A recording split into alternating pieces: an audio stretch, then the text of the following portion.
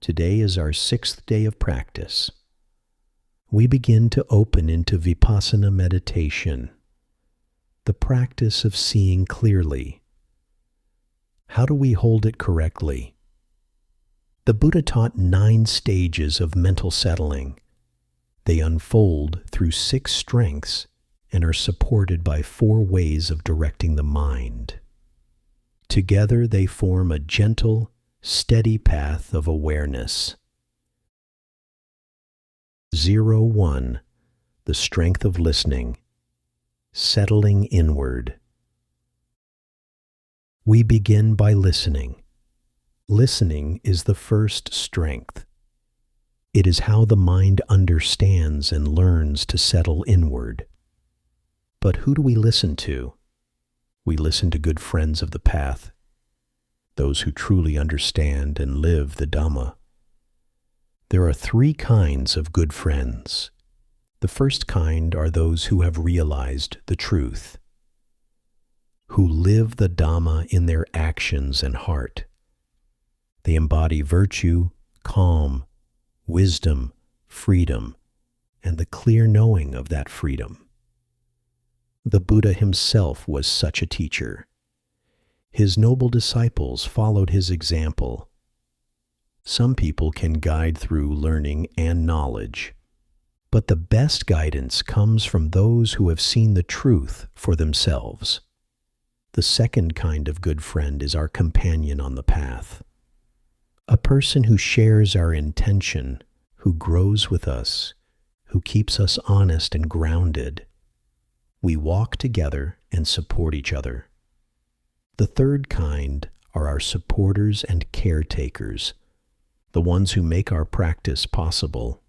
They offer robes, food, shelter, and medicine so that we can practice with peace of mind. But what do we listen to? We listen to teachings that nourish wisdom.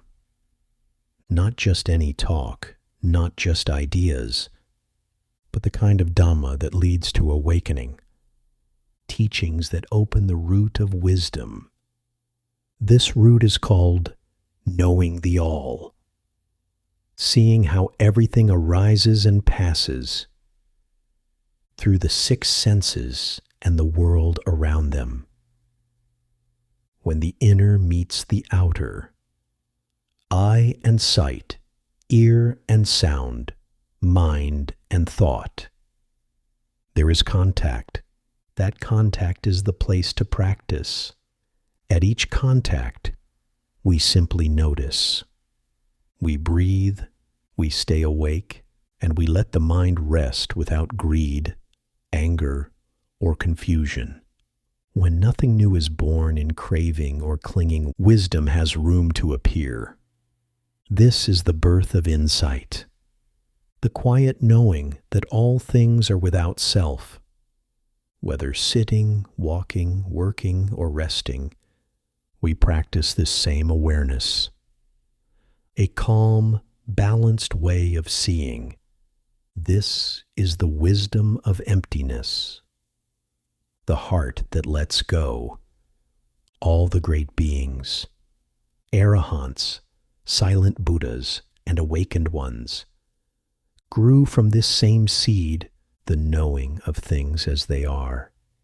It is the mother of all freedom. So we listen carefully.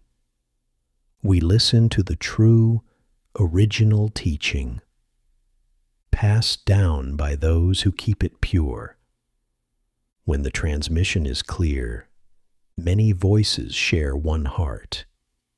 When it is lost, many groups arise and people begin to argue. But the Dhamma is a path of peace. It is not about winning or losing. It is about listening deeply and letting the truth settle inside. When we truly listen, our mind begins to turn inward, like a wild elephant finally finding its home. This is the quiet power of listening. 0-2. The strength of reflection, continuing to settle. After listening comes reflection. This is the second strength among the six. Listening points the mind in the right direction. Reflection keeps the mind on the path. It helps the mind stay steady, to remember, to return, to continue resting in the Dhamma. When reflection is present, the mind no longer drifts so far. Even when thought scatters, some part of the mind knows how to come back. It's like a young bull tied to a post. It may pull, it may try to run, but it cannot go far. Because of this small but steady mindfulness, the mind begins to remember on its own. It doesn't wander endlessly into the past. It doesn't rush into the future. It comes home again and again. And what is home? The Dhamma itself. This is what we call continued settling. The mind returning naturally, resting where it truly belongs. But reflection must be right reflection. It's not just thinking or analyzing. It's a wise, balanced contemplation that looks into the root of the Dhamma, its teachings and its meaning. Seeing beyond the words. The words of the Dhamma are like a finger pointing to the moon. If we only look at the finger, we miss the moon completely. But when the mind follows where the teaching points, we begin to see for ourselves what it means. Many people stop at the finger. They repeat phrases or riddles again and again. Who is reciting the Buddha's name? Who am I before my parents were born? They stay on that one thought day and night, turning it over and over, believing the answer lies in the repetition itself. But they are still staring at the finger. They haven't yet looked up to see the moon. Others go a bit further. They catch a glimpse of the moon, a moment of quiet, a brief insight. And they think, this is it. They believe the mind has become pure, that they have reached the state of no mind. But that too is not the root. It's still only a reflection of the light, not the source. Awareness is the root. The true root is awareness itself. Awareness is the light behind everything. It has never been missing. Whether we practice or not, awareness is always here. Even when wisdom and freedom unfold, awareness doesn't increase. When delusion clouds over, awareness doesn't decrease. It simply shines. What actually changes is not awareness, but the mind's habits, greed, anger, confusion, and the reactions that follow them. Through reflection and practice, these begin to fade. This is what it means to reduce. To reduce greed, to reduce hatred, to reduce the old reactive patterns that keep the mind bound. And what do we increase?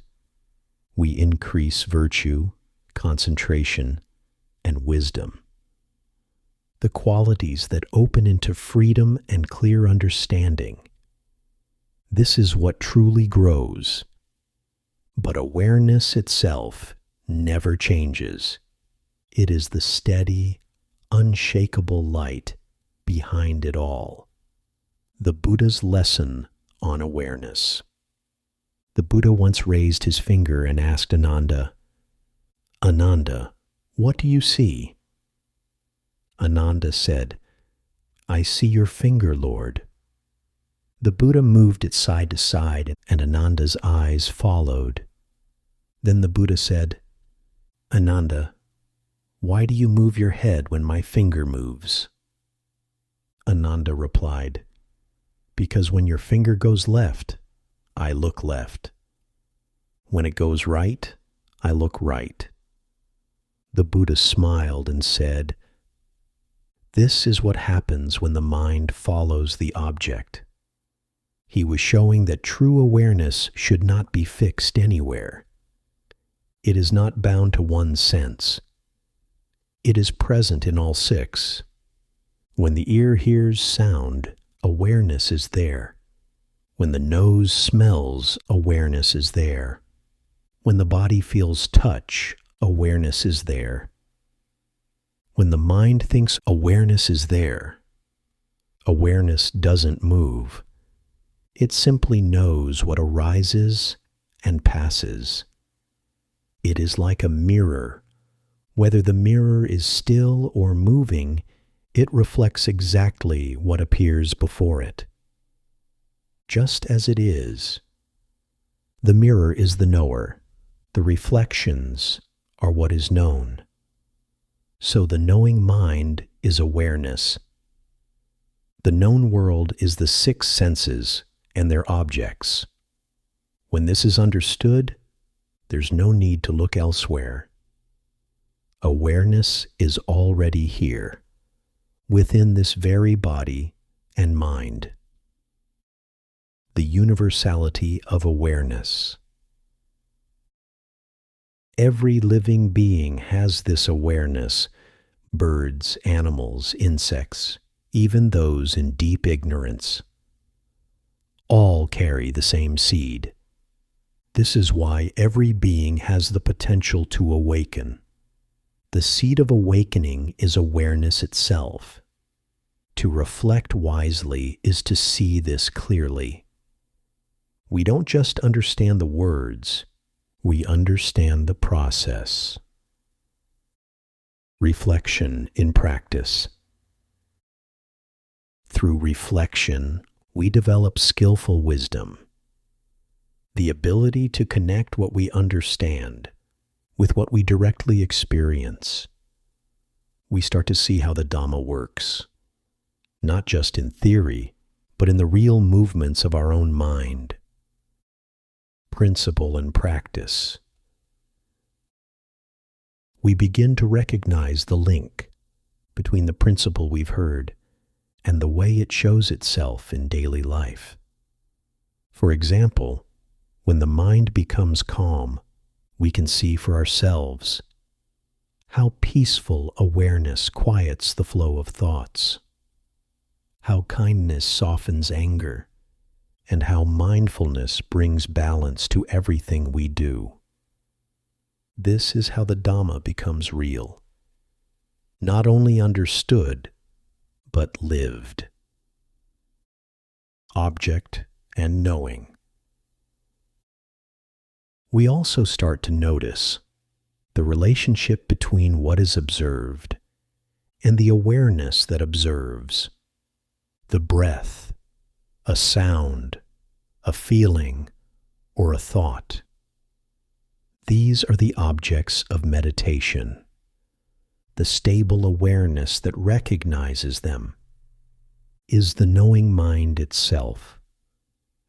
When the knowing is clear and steady and the object is seen just as it is, the two work together in harmony. This is how mindfulness matures into wisdom. The gradual deepening of freedom. As reflection deepens, we begin to understand the path as a process, a gradual freeing of the mind. At first, we see through confusion and doubt. We begin to trust direct experience more than belief. This is the mind's first taste of freedom. Then, as practice continues, the forces of craving and irritation lose their hold. We still notice them arise, but they pass without taking control. The mind becomes lighter, more peaceful, more at ease. Eventually, even the subtle traces of pride, restlessness, and confusion are understood and released. The mind becomes fully quiet, unbound, and at peace. This is the natural fulfillment of practice. Not something we chase, but something that unfolds when the mind sees clearly. Each step along this way depends on the same insight, seeing both the object that appears and the awareness that knows it. When these two are understood together, wisdom deepens naturally, step by step, moment by moment, until the mind is truly free, just like driving along a road. The scenery changes as we move forward, but the direction remains the same. The road is the Dhamma. The vehicle is mindfulness. The destination is freedom. In the same way, the method we use is virtue, concentration, and wisdom.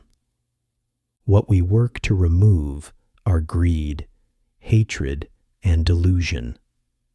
We cultivate the 7 factors of enlightenment and let go of the 5 hindrances.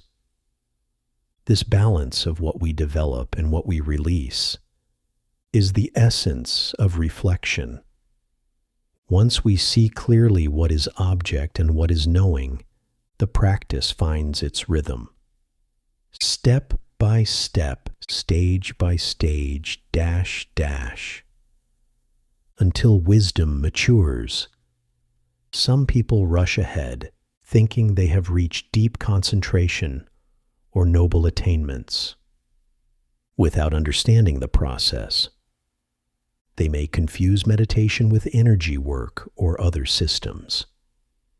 That's why reflection is so important. It keeps the mind aligned with the true Dhamma, not lost in imitation. Reflection lets us understand why we practice and how to keep returning to what matters. Even when the mind slips because of reflection, it doesn't stay lost for long. It knows how to come back to this breath, to this moment, to the path. This is the strength of reflection, the strength that keeps the mind continuing to settle. 03. The strength of recollection, establishing stabilized and close settling. Recollection is the 3rd strength among the 6. It is what allows the mind to stay steady and come back easily. Through recollection, the mind develops the ability to rest in the present, to become stable and close to calmness. Stabilized settling. Think of the mind as water. In the earlier stages, the stages of settling inward and continued settling, the mind is like a waterfall, fast and forceful, rushing down from a steep cliff. But when recollection begins to mature, the water changes. It becomes a gentle stream.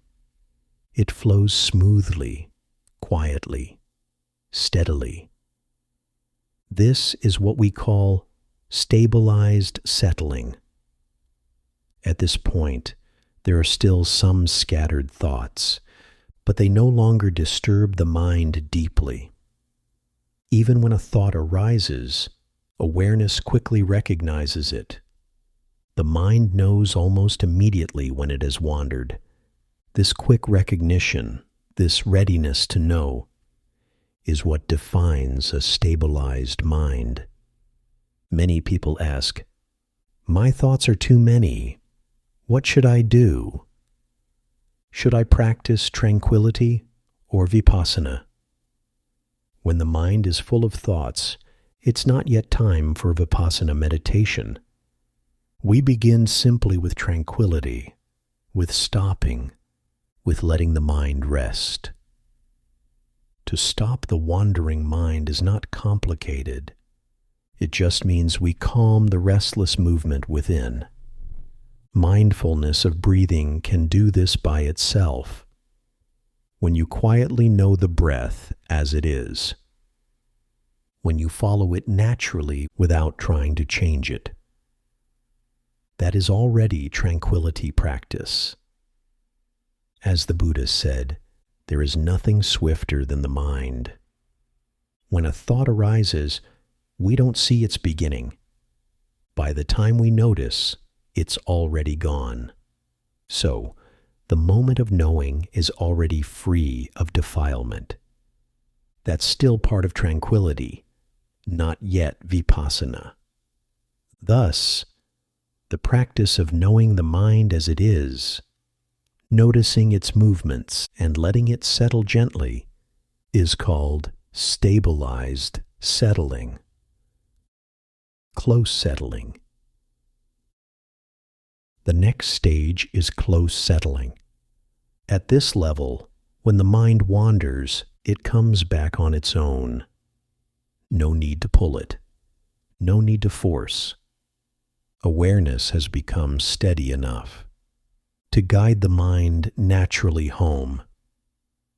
The Buddha compared this to training a calf. At first, the little calf clings to its mother. To train it, we tie it to a post with a rope, not to punish it, but to help it learn stillness and independence. Only after it grows used to being calm and steady can it serve its purpose and follow the farmer's lead. Our practice works in the same way.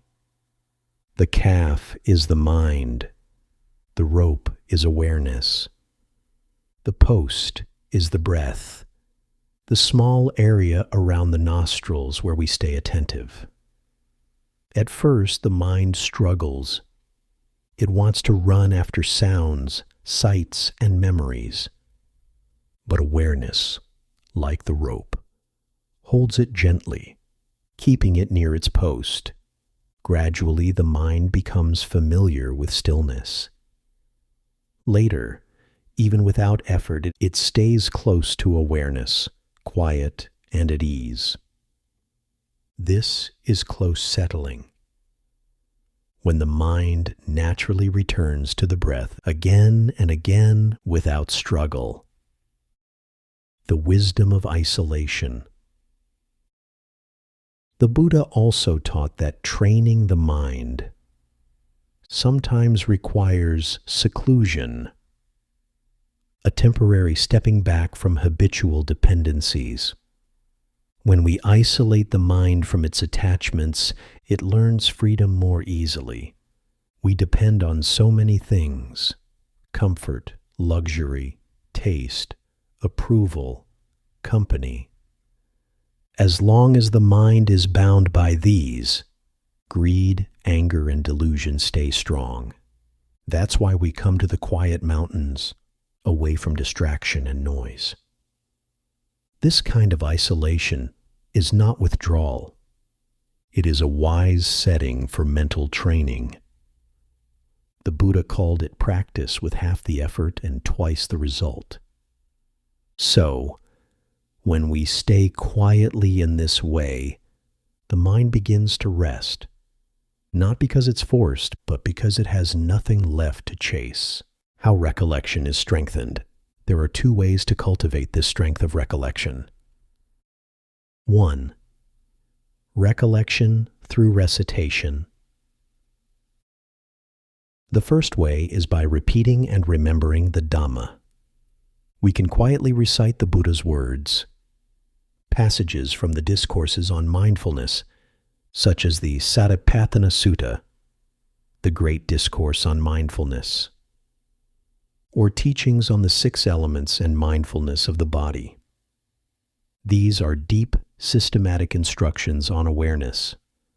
By choosing one and reflecting on it again and again, reciting, memorizing, contemplating, we strengthen recollection. It reminds the mind of its direction and helps it return to clarity more easily. This practice leads the mind toward purity and calm. When thoughts lessen, when restlessness fades, the mind becomes near to one-pointedness. Not yet perfect, but already close to stillness. 2. Recollection through daily review. The second way is through mindful review, recalling our actions, speech, and thoughts throughout the day. The Buddha instructed the monks, "By midday, when you have finished your morning duties, sit quietly and recollect. Since dawn, how have you been living?" In his time, monks were already practicing by sunrise. Walking meditation, standing meditation, or sitting meditation. No one stayed asleep past dawn. From the moment light appears, we observe the body and mind with awareness, putting on robes, walking for alms, receiving food, returning on the same path, washing the bowl, washing the feet, and sitting again to meditate. The Buddha recommended returning by the same path, so that recollection remains sharp and unbroken. After the meal, we review again. What did I do? Was mindfulness present? Did the mind remain calm? This keeps recollection continuous. At night, before sleep, we recollect the whole day, clearly, thoroughly, without omission. When we live in this way, recollection becomes strong. And when recollection is strong, the mind naturally becomes stabilized and close to stillness. Recollection is not just remembering the past. It is the mind's ability to stay awake in the present, to remember what it is doing, and to come home again and again. Each moment of remembering is a return to clarity. Each return strengthens stability. This is how recollection builds the steady and peaceful mind that can walk the path with ease. 04. The strength of clear comprehension, establishing pacifying and tranquilizing. This is the fourth strength among the six, the strength of clear comprehension. What is clear comprehension? Clear comprehension means bright awareness. The mind that is awake and clearly knows each moment as it is. To be aware, to understand what is happening right now, to be alert and mindful in every instant. This is the power of clear comprehension. Clear comprehension has 4 forms: beneficial clear comprehension, suitable clear comprehension, situational clear comprehension, undiluted clear comprehension. With this strength, we are able to fulfill 2 stages of the ninefold settling of the mind: pacifying and tranquilizing. Pacifying. Pacifying means that inside us, the qualities of loving kindness, compassion, joy, and equanimity start to flow naturally, again and again, from deep within the mind. They arise spontaneously and steadily. That is what it means to be pacified. When a practitioner's mind becomes pacified, sometimes tears arise, a quiet sense of remorse and tenderness. We begin to see the people we once harmed or disturbed and feel genuine sorrow. Not guilt, but humility and understanding. A person who has not yet been pacified still thinks, "If you are kind to me, I will be kind to you. If you hurt me, I will find a way to hurt you back." But one who has been pacified feels differently. Even when others harm them, when they meet jealousy, blame, or unfair treatment, they respond with gratitude. They see such moments as conditions for growth, opportunities to deepen patience and compassion. This is the pacified mind among the 9 stages of abiding. Why? Because such events become what the Buddha called adverse supporting causes. They push the practice forward. When things go smoothly and others show respect or praise, those are favorable supporting conditions. They nourish our strength gently. A practitioner who understands this develops both gratitude and diligence. They wish to repay kindness, to refine their conduct, and to act with humility. The Buddha said, when a person possesses a sense of shame and conscience, they can overcome confusion and carelessness. This inner refinement, this taming of the mind, is pacifying through the strength of clear comprehension, tranquilizing. When the mind becomes pacified, craving no longer rules it. Anger fades. The mind grows still and bright. It no longer burns with greed or resentment. It begins to understand deeply, to live with clarity and honesty. Such a person becomes simple and sincere, truthful and kind, acting always for the benefit of others.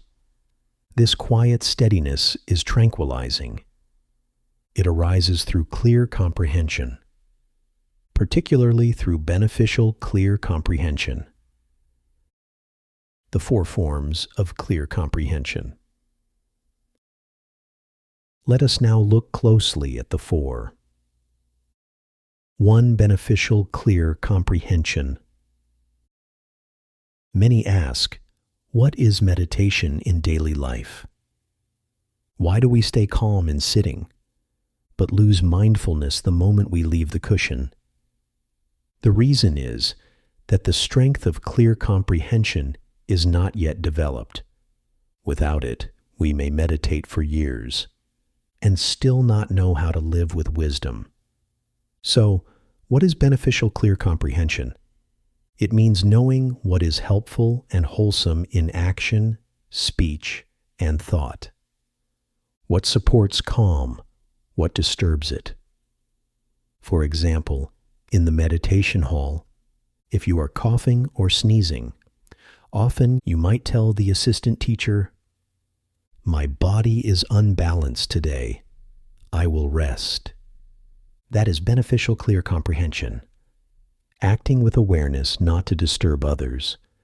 If you see a fellow practitioner sitting with full composure, body still, mind calm. Then, when you rise from your seat, you move gently, fold your sitting cloth slowly, being careful not to make noise. That too is beneficial clear comprehension. Walking into the meditation hall, you walk softly so no one hears you. When speaking, you speak neither too fast nor too loud, and only on matters connected with the Dhamma. Words that bring no agitation or harm. All this, careful movement, gentle speech, mindful behavior, is beneficial clear comprehension. It extends to daily activities as well: bending, stretching, looking, bowing, lifting, placing. Every action can be imbued with this mindfulness. Even sweeping the floor is a training. We sweep with the wind, not against it, so dust is not scattered. We gather things neatly, keep tools orderly, create a clean and peaceful space. This, too, is beneficial, clear comprehension.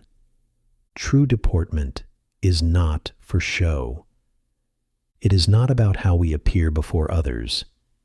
Even alone in our room, if our mind is careless, if things are messy and disordered, there is no clear comprehension. Real mindfulness expresses itself through our environment, our living space, our clothing, our possessions. They should be clean, simple, and in order. That is beneficial, clear comprehension. Awareness in every act, making life itself part of the path. 2. Suitable clear comprehension. This kind of clear comprehension is about choosing wisely. What is fitting, what is not. We ask, is this appropriate? Does this support concentration? Is this helpful for my practice? For example, when choosing a teacher, we don't look for someone rich, famous, or charismatic. We look for someone steady, a person who lives in samadhi, who has genuine concentration and insight, that is suitable, clear comprehension.